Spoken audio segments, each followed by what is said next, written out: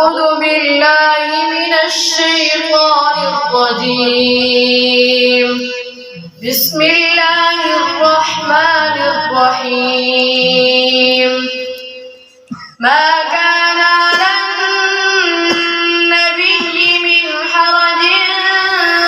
فيما فرض الله له سنة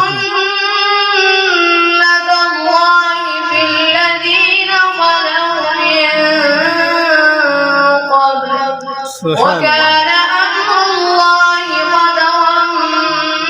مقدورا الذين يبلغون رسالات الله ويخشونه ولا يخشون أحدا إلا الله سبحان الله وكفى بالله حسيبا ما كان محمد أبا أحد من رجالكم